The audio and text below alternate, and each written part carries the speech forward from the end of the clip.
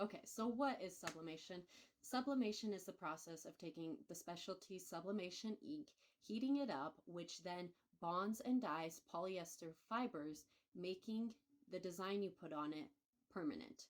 There's not going to be any chipping, there's no peeling, it's not going to break off. It dyed the fabric, so it's there forever. So, how do you sublimate? Sublimation is done by having a specialty printer, which I do show you how you can convert an Epson EcoTank 2720 on my page. You can go ahead and check that out. I'm converting it into a sublimation printer.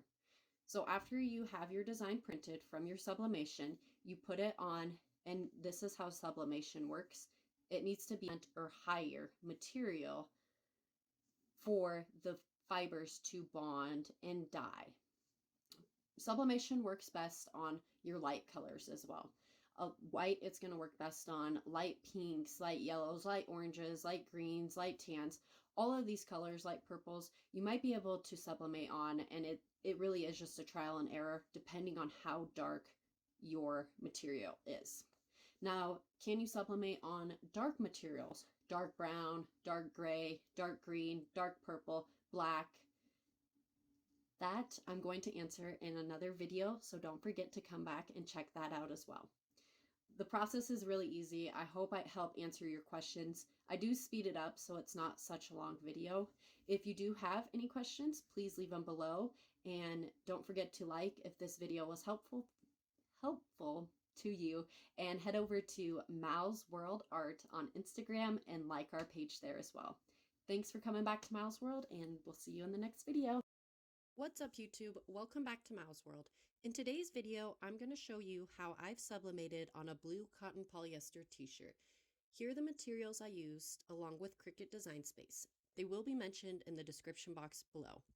I already had my design set to the largest size Print and Cut can support in the Cricut Design Space. I click Make It and Mirror Image. This allows the design to appear in the right direction.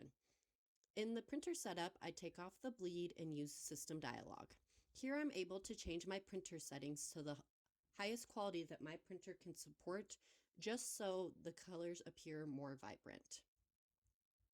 I go ahead and click Printed.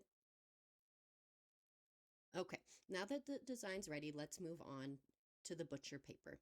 Here I'm cutting this off the roll.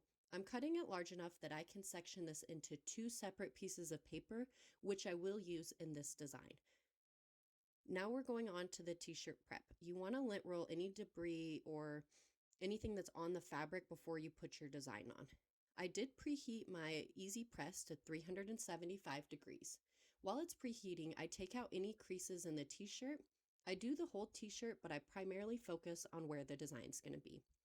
Now I put down my heat press mat, and I'm putting the t-shirt over that because this is the fun part. I'm going to size where I want my design to be. I've got it laid out, and I use a measuring tape. Now here's my design.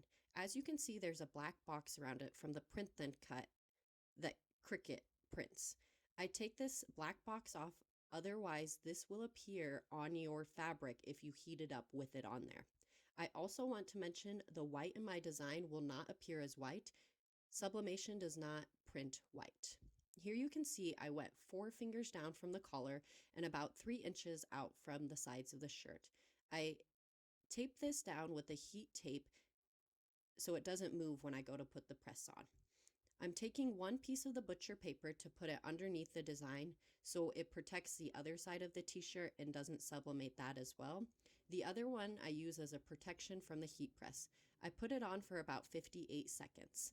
And here you can see the final results. If you like this, please don't forget to like and subscribe.